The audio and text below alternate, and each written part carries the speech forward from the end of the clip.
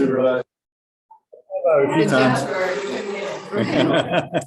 You were guarding it. All right.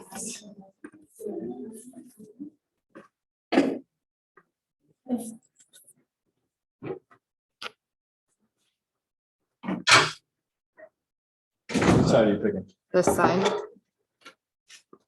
There's a reason why, but I don't know what it is. Hi. Move this over. Okay. Here's what we have coming up. This is the week of, today's the 8th, right? Backwards. So we have Capra Call tomorrow. This Friday is our KWR golf outing. So this is the outing we all get to golf in at Crestwick. Jesse, do you need anything for that? More signups. Jesse's Yeah. gonna send you an email to sign up. So just follow the links and get in. And then after golf, we are gonna have drinks and snacks at Chrissy's house on the 9th hole. So if you want to just come for that, you're welcome to do that. If you don't want to golf, no problem. Then Monday, we have Agent Mastermind. Reminder, next week, a bunch of us are out for Mega Camp. So we are actually out Monday and get back Thursday, just because of travel time. So Mega Camp is Tuesday and Wednesday. If you're not going to Mega Camp, just a reminder, go to your mykw.kw.com and you can watch some of the main stage events for those 2 days. Gary talks about, he always does a state of the industry. So we're going to talk a little bit today about NAR's call and what they kind of predicted the economy is going to do and how that's going to affect the real estate market. Obviously next week at Mega Camp, Gary's going to go much further into just real estate and what he thinks is happening. I know sometimes all of those stats and graphs get a little bit dry, but there's always a lot of value in those conversations and not knowing exactly what the market's going to do for the next 12 months. I'd say as much of that as you can soak in and share back with your clients is incredibly valuable. So mykw.kw.com will have those live streams that are on the main stage if you guys want to tune into those. And then for the rest of the month, Monday masterminds, Tuesday team meetings, Wednesday Capra calls. And then on the 24th at 1 o'clock, there is a tech workshop. Melissa, I know I put you on the spot all the time. Do you remember what you're talking about this month? We're actually having a planning meeting today to figure that out for sure. Okay. So I'll let you know. Sounds good. And then remember, you can always scan this QR code. This takes you to our link tree to get access to signups, training calendars, app downloads, all those things. Next Tuesday, First State Mortgage, that was just with us this morning. They are going to bring in lunch. So from 12 to 1 next Tuesday, reminder, there won't be a team meeting because we'll all be in Austin. But there will be lunch here from 12 to 1. They're going to cater in Biaggi's. So if you can make it to the Market Center next week between 12 and 1, yeah, you're not going to be able to make it, Jess. Please come in and have lunch with them. Last one. We have a licensing class coming. I have had an insane influx of people in the last 4 or 5 weeks ask me about getting licensed. You've heard us talk. We are not going to have K-Score anymore. So K-Score is the free online Keller Williams licensing class that we offered. Like I said last week, we found that the pass rate on that was low because it was entirely home study and self-paced. So we are getting rid of that and going back to just the in-person classes. The pass rates on these in-person classes are usually over 80%. Mostly because there's a $500 investment. So when you've got some skin in the game, you tend to take it a little bit more seriously. So Adrian has 2 classes scheduled through the rest of the year. The next one coming up is August 21st to September 1st. It's a Monday through Friday daytime class, so 9 a.m. to 4:30 p.m. It is hybrid. So if you have somebody that can attend 9 to 4:30, they just can't be here in person. It is hybrid, just like the call we're on right now. Her next class is evenings and weekends. So if you have somebody that's going to be dual career or somebody that has a job right now that they can't get out of until they get licensed. Her next class in November, I believe, is an evening and weekend class. So, and that is also hybrid. So for any questions or anything about these classes, just let Adam or I know. Adam can, you register through Adam, so Adam can take care of getting anybody signed up. If they have any questions about the licensing process, just let me know and I can answer any questions that they have about getting licensed. Okay. We are going to talk a little bit about what our market's doing. So we did the lore 2 weeks ago. 2 weeks. And the lore is a little bit sad right now. There was, if you remember, our lore has all of our pinks and greens on it. We like to see all green. It's fairly pink right now. So I wanted to look at this. We haven't looked at numbers like this since April. So I wanted to look at what we saw over the last 3 years in a few of these categories that we don't necessarily look at quite like this in the lore. We don't look at days on market, months of inventory. So I wanted to look at this group of stats that we hadn't looked at since April. So we're going to look at this and then we're kind of going to talk through what NAR discussed in their slides last week. So if we start with Peoria and look at the change in median sale price, we still see that the median sale price has increased over the last 3 years. That has not, as I ran these numbers versus April, we're not seeing a decline yet in median sale price. So that has stayed about the same since April and is still up significantly from 2021. When you look at homes for sale, this is how many active listings are on the market right now. So I ran this as of July 30th. So as of July 30th, there were 482 homes on the market. That is half of what we were used to 2 years ago. So, I mean, it's no secret that we're in an inventory shortage, but you can see just how little inventory we have compared to 2 years ago. If you look at that trend line, it's just kind of been a slow and steady decrease. We haven't seen any increase in that yet. Yeah, and I think we'll probably get to this a little bit later, but I think as you look at that, you got to know that the federal government's starting to look at those numbers and go, hey, wait a minute, there's some other problems with having low inventory. So I think you see some of their strategies stepping in and saying, okay, how do we change the inventory numbers from a federal government level? Yeah.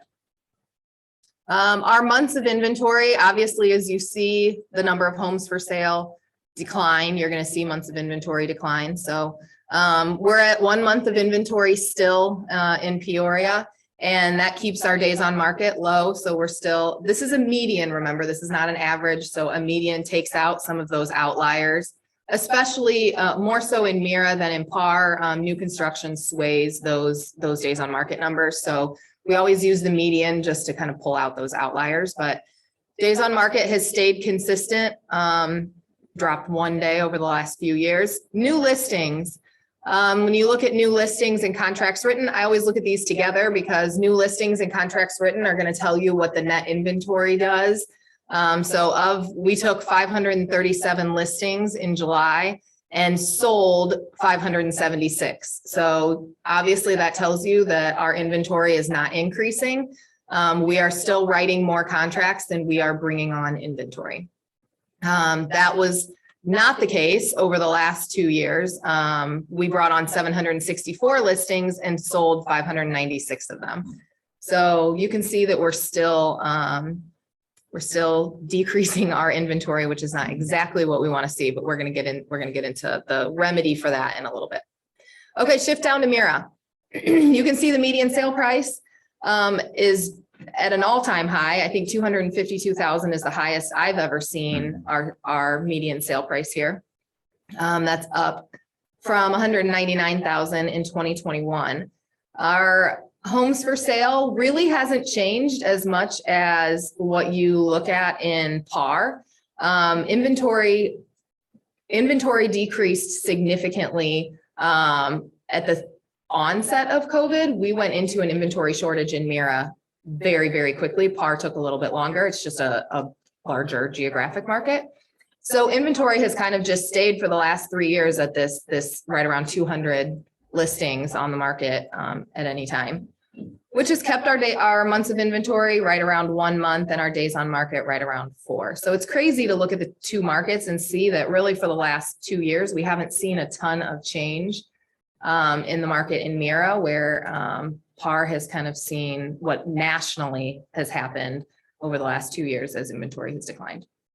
New listings, we have basically a net zero on new listings and contracts written. We last month took on 223 new listings and wrote 219 contracts. So we gained 4 listings in our inventory in Mira. So yeah, that's kind of a snapshot of where we're at locally. And just out of curiosity, I know most of you are on Zoom, but if you did watch it, can you put in the chat whether you watched the NAR? Did anybody watch that in the room, the NAR call?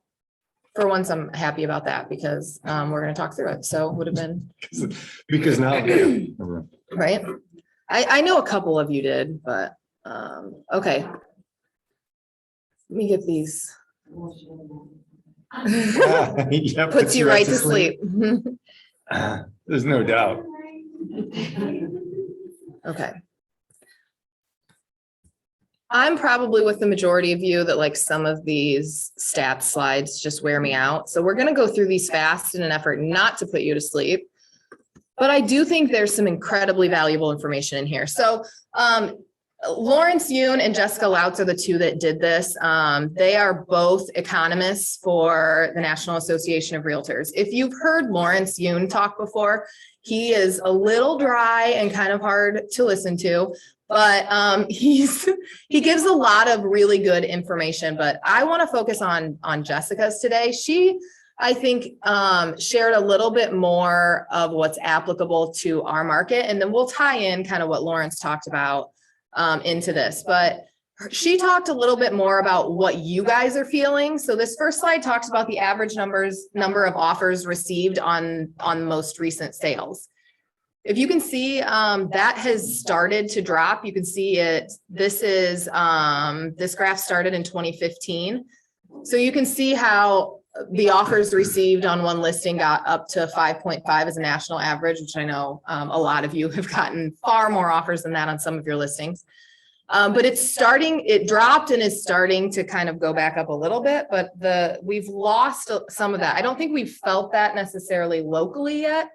But we do trend with the market. We just tend to be a little bit behind it. I assume everybody feels similar to what I do. I feel it, right? I mean, we're not getting 10 offers anymore, but we're still entertaining 1 at least, and 2 and 3 are kind of, there's a lot of still threats out there. So we're seeing a little bit the buyer desire to go compete for this stuff at a high price to be waning, right? So and interest rates change that a little bit. Sure. Affordability changes.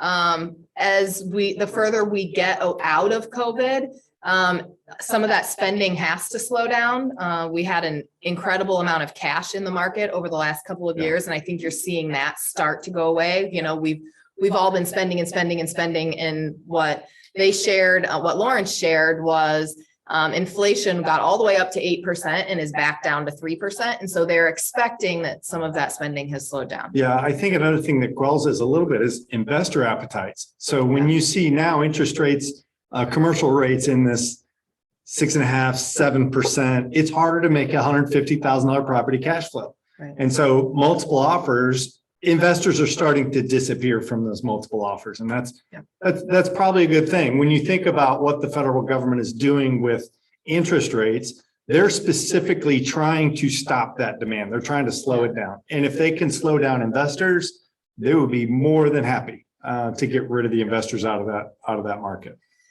If you look at rents nationally, rents are up like 8% in the last couple of years.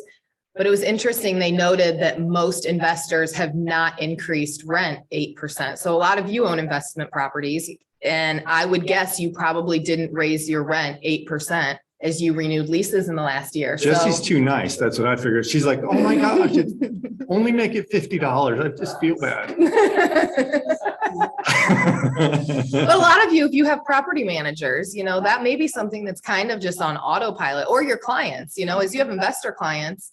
Those properties may not be cash flowing as their insurance has gone up. Maintenance has gone up as it's harder to find people in the trades. It's more expensive to have an investment property if you haven't increased your rent. In comparison, it may not cash flow exactly like you thought it would.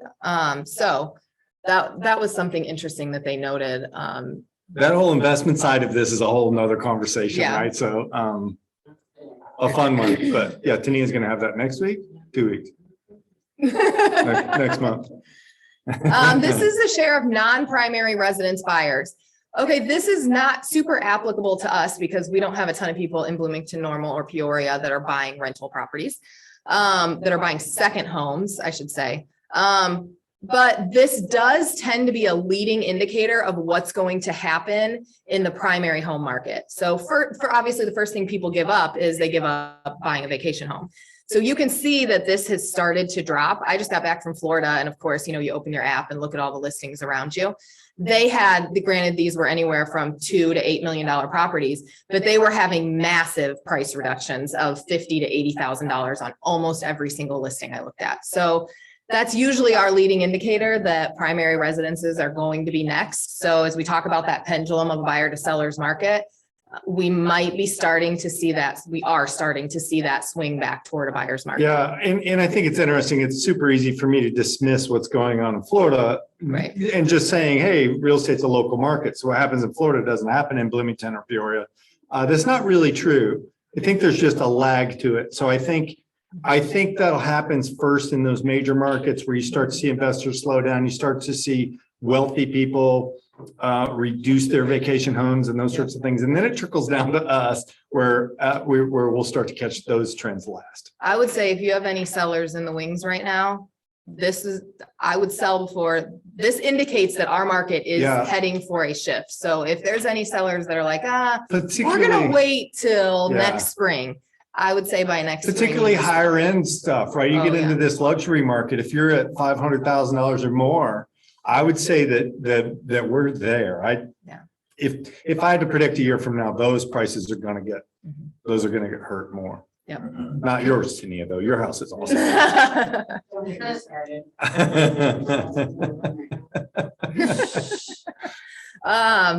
This is how many cash buyers are in the market. I mean, this is kind of what we talked about.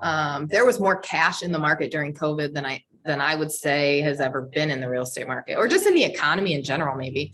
All that stimulus money that came out and everybody being home and not vacationing and all of that, there just was a lot of cash to buy things with. So we see that that's dropping. That's dropped almost 10%.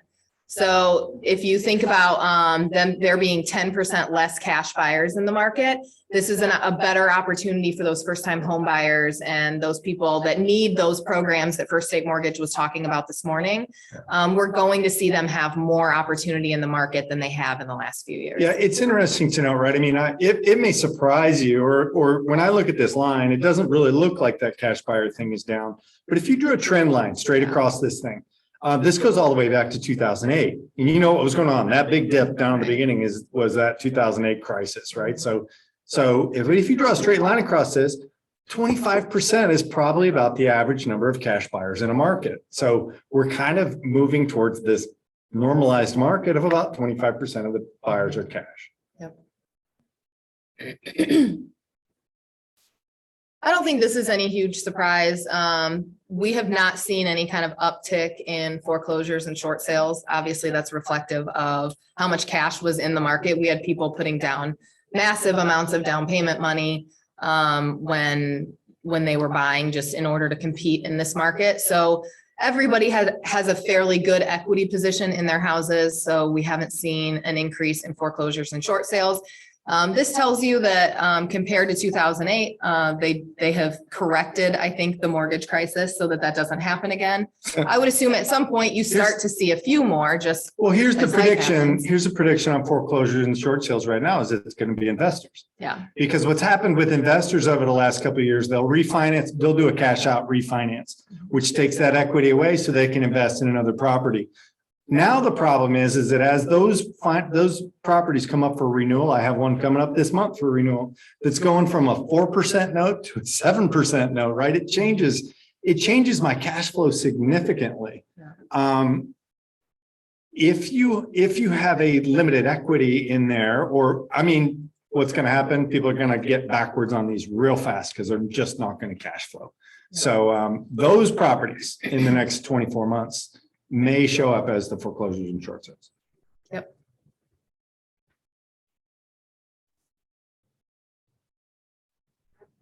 Go. Hang on.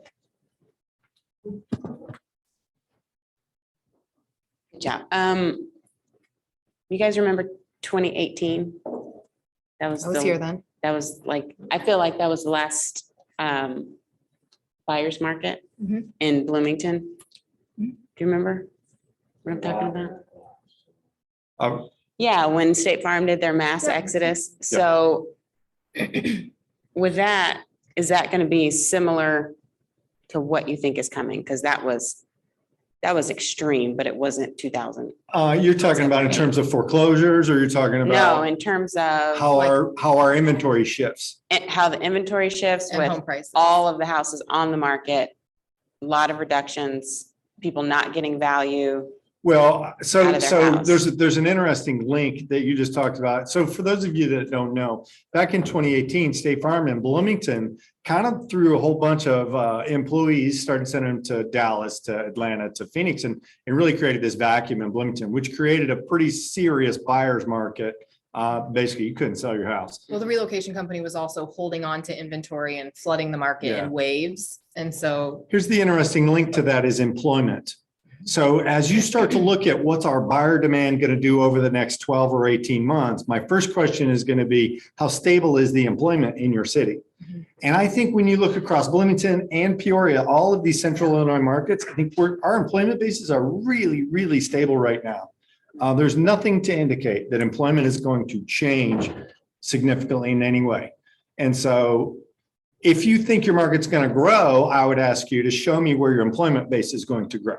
Mhm. That's what's happened to Bloomington in the last couple of years, right? So watch employment. I mean, that's what you're seeing right here in this graph. This is the inbound move rate. So this is where people are moving to. So the more blue, the more people are moving to there, the more red, the less people are moving Yes, to there. So there's a lot of red there in Illinois if you see it. yeah, but all the places that people have been moving, all the southern states, the southwest area, those are all of your blue areas. All the gray area, they just didn't even make the map because nobody was really moving to those areas. So you can see these are the more desirable places for people to live right now. So one thing to keep in mind about this is if you have referral partners or you have clients that are moving to these areas, I would have referral relationships there so that you can connect them with an agent wherever they're moving. Obviously, there are unfortunately more people moving out of Illinois than there are moving into Illinois. So don't miss the opportunity to connect them with an agent. A lot of people are moving to areas where they're not super familiar. They're not moving there for family or anything else. So you have a lot of opportunity for referrals. So when you look at some of these hotter markets, Florida and the Southwest, Texas, if you're going to mega camp, I would use that to create some referral relationships in some of those markets. No doubt. This is interesting to me. Distance between home purchased and your previous residence. So for the most part, people were purchasing a home in their current market somewhere. If you see now, it's kind of shifted drastically that people are not buying homes in their current market. This is largely because of virtual work environments. And they spent a little bit of time. If you go back and watch these NAR videos, they are really interesting, but they spent quite a bit of time talking about how they expect this number to increase, which is a great opportunity for communities like us. If you want to be near family and you want to be in Bloomington Normal, there are a lot of opportunities to work virtually for other companies without having to relocate. On the flip side, people can work for companies that are based here and probably relocate to a better climate or whatever they find more desirable. It just reminds me not to lose track of the people that move that are in your database. Mm. You know, we focus so much on our local sphere. Don't lose track of the people that have moved out of state or those relationships that maybe you haven't had for a few years, because chances are they could be coming back or know that's someone coming interesting. back. I think this is probably, I'd be interested to see this number 2 or 3 years from now, because I bet it just continues to. Yeah, we're increase. going to see what happens with this virtual environment, right? There was an article out yesterday about Zoom specifically starting to require Zoom employees back in the office 1 day a week. That's funny. Yeah, I know, right? So there's this tension right now between what's going to be virtual and what's going to be live. It'll be interesting to see, but that number Yep. for sure reflects that. Buyers purchasing a home based on a virtual tour showing or open house only. This is basically your sight unseen offers. At the peak, those got up to 13%. We're at about 10% right now. 1 out of 10 of your clients might be willing to do this. Not a huge portion, but they are still relevant. Probably until we see an increase in inventory and a decrease in demand and speed of the Yeah, market. These are days- still going to have to. Days on market are going to drive that a lot Yeah. because we have a buyer in Scottsdale right now and it was the same. We did a virtual tour with them last week and they're like, how fast is it going to sell? Yeah. Yep. So, No.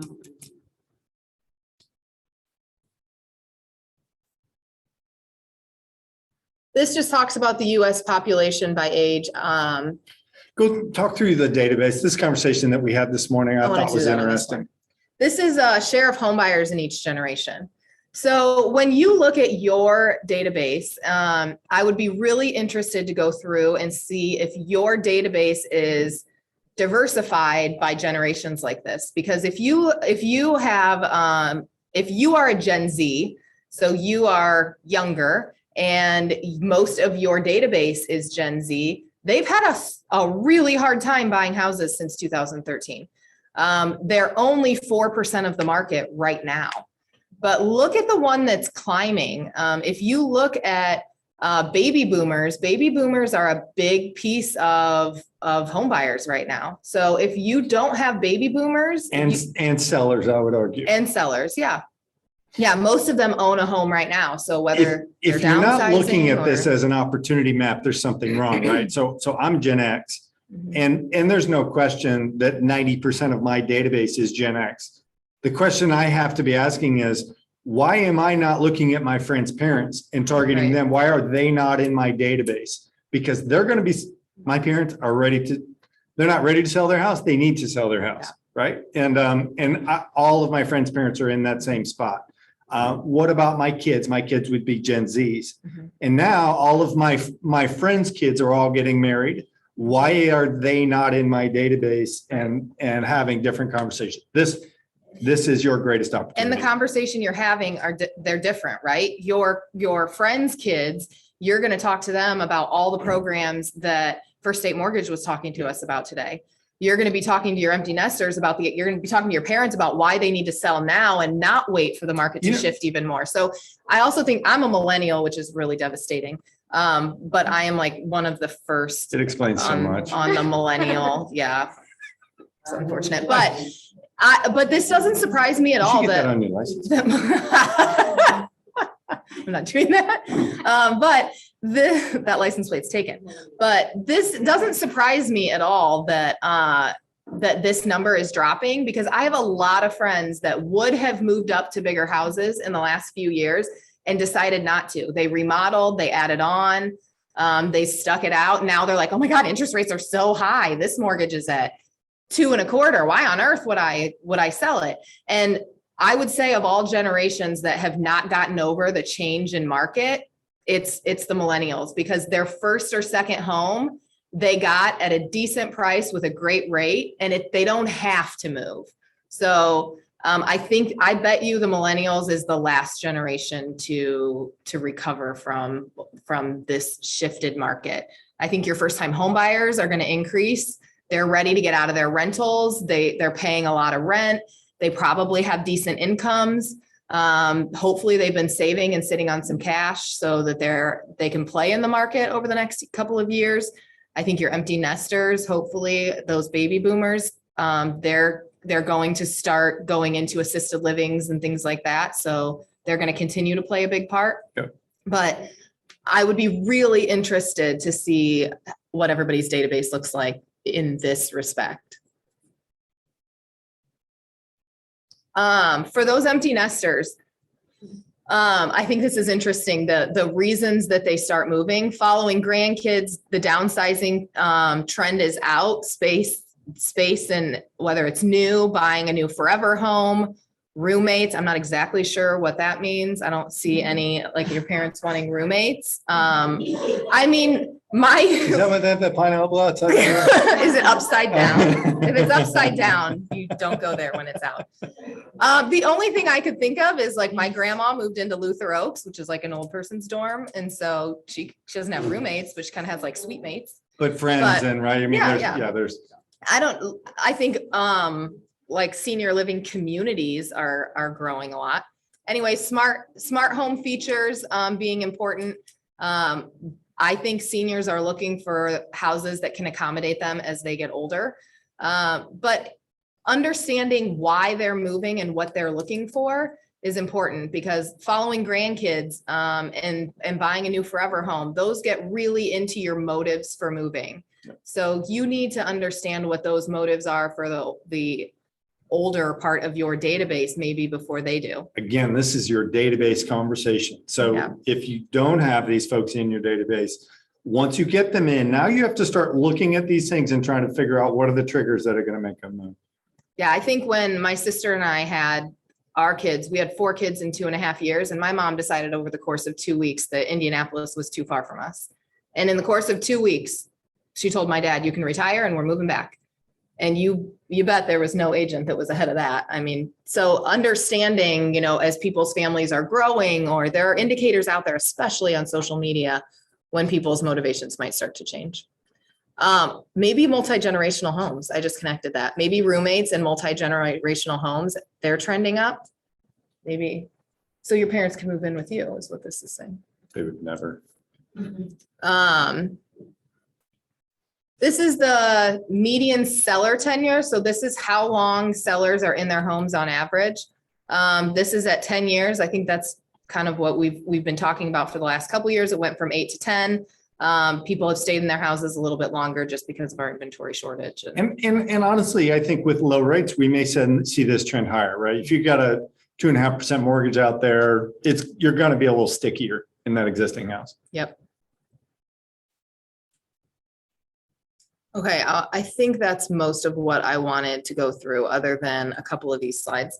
I know we've all kind of felt FSBOs be a little bit more relevant in our market, but I thought this was promising. These are the buyers, not your sellers, but buyers that use agents. It hasn't declined at all. So 86% of buyers are still using real estate agents. 10% are buying from the previous owner, and very few are buying directly from the builder. But this is a good thing to share with if you run into a for sale by owner seller, that 86% of the people looking at your house are going to have an agent. So it's just kind of confirms what we were already hoping. Sellers that want full service agents. Really, FSBOs have not increased all that much. 87% of sellers still want represented by a realtor, and 10% are going for sale by owner. As the market changes and it becomes more of a buyer's market, I would expect that you're going to see for sale by owners struggle more and need an agent. It's going to get really hard to price houses. It's going to get really hard to compete with other listings on the market. So I think the other thing is you can remember these also as you're going in and having commission conversations. yeah, So when you're pressured to drop your commissions or do something, remember that they need you, they want you. When it says full service, Yeah. it's important to be able to highlight your full service. I know there's another agent that's going to drop their price. I know there is. I compete with them every day, just like you do. And we generally go back and highlight our full service. Mhm. It is important. I promise you Gary is going to talk at Mega Camp about what agents, what sellers and buyers want from an agent. And the top three is always for sellers, help pricing their house and help marketing their house. And they want good communication and an honest agent. So if you're thinking about what your value proposition is and how you communicate that, keep in mind that those are usually the top three things that sellers are looking for. Yeah. Along those lines, we wanted to talk about some things that, given the environment we're in right now, things that we are kind of seeing and think are worth discussing. We're still probably in a multiple offer environment, at least on some listings for a while until inventory changes. With multiple offers, obviously it gets messy. Just a reminder, if you are in multiple offers, be sure that you are very, very careful about acting as a dual agent when you have multiple offers. They get really messy really fast. So as a dual agent, know that probably when you have multiple offers, if you do end up dueling it, there's probably somebody out there that's waiting for it to run through the MLS that's watching. 100%. And they might question if they wrote an offer that was better than the one that you declined. It's going to raise a question of ethics. So, Well, I think what you seriously need to watch out for is just purely the ethics violation. So remember, there is any agent can file an ethics complaint anonymously, right? And for no reason, right? I mean, you have to cite the code when you're filing the paperwork and all that stuff, but that's not hard, particularly when you're in a multiple dual situation. And so just know that if you're on the selling side of that and you dueled one that was a multiple offer, you're probably going to get hit with the violation and you'll probably lose. be very careful. If it were me, and this is a little bit easier in Peoria because the contract allows for it, and we're discussing changing that on the Mira contract. Just to cover yourself, I would, when you submit that offer to your seller, if they select your offer and you act as a dual, have them sign a rejection on every other offer. So that if an ethics violation ever showed up, you have it signed and dated that you presented it, they declined it. Because a lot of times in those ethics violations, your client is asked to make a statement. The last thing we want to do is bring our clients into this. I would spin that around for the buyer agent also. Right. It is okay Yeah. to ask the other agent for a signed statement from the seller rejecting the offer. At least then you have something to go to your buyer with and say, hey, they rejected it. You know, it was presented, you know, the conversation was had. Mhm. Otherwise, this speculation occurs, right? And that's, again, this is what triggers ethics violations.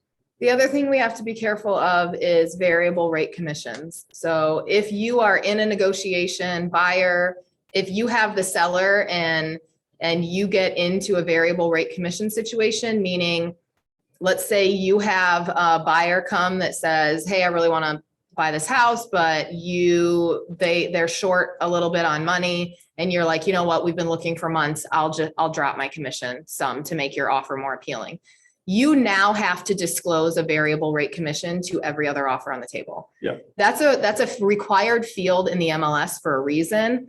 So if you start using your commission to negotiate in a circumstance like that, or if you say, hey, I'm going to list this at 6%. If I bring the buyer, I'll do it for 5%. You have to disclose that to anybody. It needs to be in the MLS. Remember, you get into this messy. multiple dual situation. And now if yours closed at 5% and you had 6% in the MLS or 3% as the co-op, again, that's a guaranteed ethics violation. It's right also there. a really easy MLS violation. So if you're part of PAR, you know how much they love to assign fines. MRED doesn't assign them quite as easily, but they're usually heftier when they do. That's a really easy thing to say, hey, your listing contract says that you're going to co-op 3%. Your settlement sheet says that you dueled it and you took 1% off of the buyer's side. Here's your fine. So be really careful about those. If you are working with a variable rate commission, that needs to be over disclosed. The other thing we wanted to talk about was discounting co-ops. I have gotten more calls in the last few weeks about discounted co-ops than I have probably in the entire time I've been here.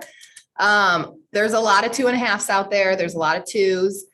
People are getting to closings and seeing that they took a listing at 6, but they only co-opt 2.5 because they look at it and go, oh, well, I've got all the power because I've got the listing. So you're going to take what you get. Keep in mind, markets shift. And so if you develop the reputation of being the agent that co-ops 2.5, when it becomes a buyer's market, I hate to say it, but there are agents out there that are not going to show listings, that are not going to talk favorably about your listing because of the reputation that you've built. And we're starting to see that a little bit as we see agents tending to put out a bunch of listings out there with discounted co-ops.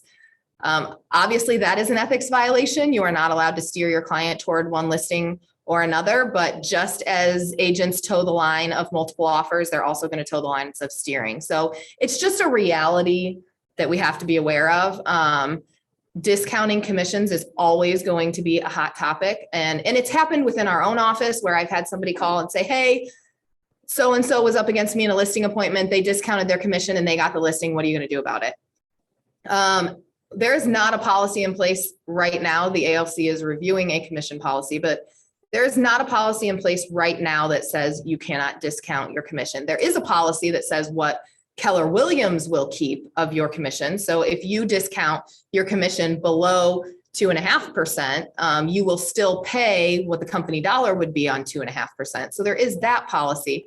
But the ALC is looking at expanding that policy if they choose to. Yeah. If you have a strong opinion about that, I would tell you to go find an ALC member and have a conversation with them about those thoughts for sure. Yep.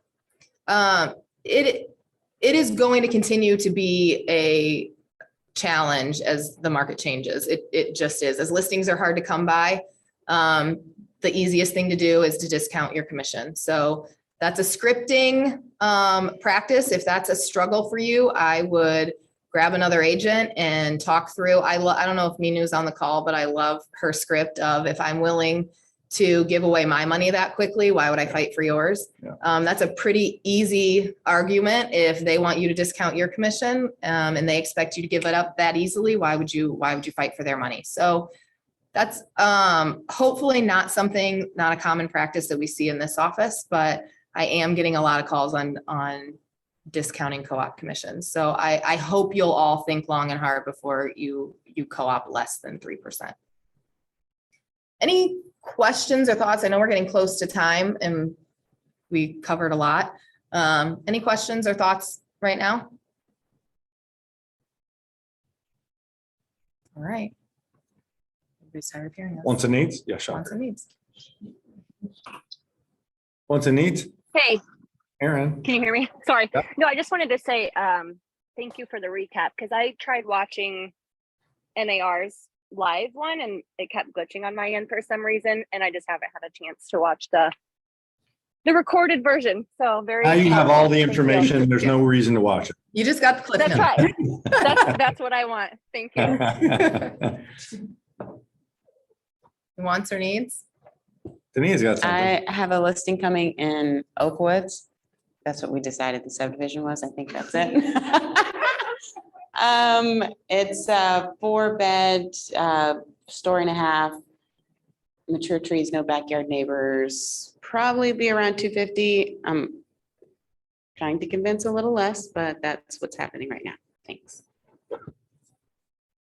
I have a new one hitting tomorrow in Lake Camelot in the Par area. It is a 4-bedroom, 2.5 bath, 2-car attached garage, double lot on a cul-de-sac, lakefront, 325. I have one coming up in Bloomington, Indian Creek, wooded lot, Indian Creek in Towanda, that's correct. It is 4 bedrooms, 2.5 baths, but it's really a great house on a fully wooded lot. For $325 or $375, it'll be up Friday.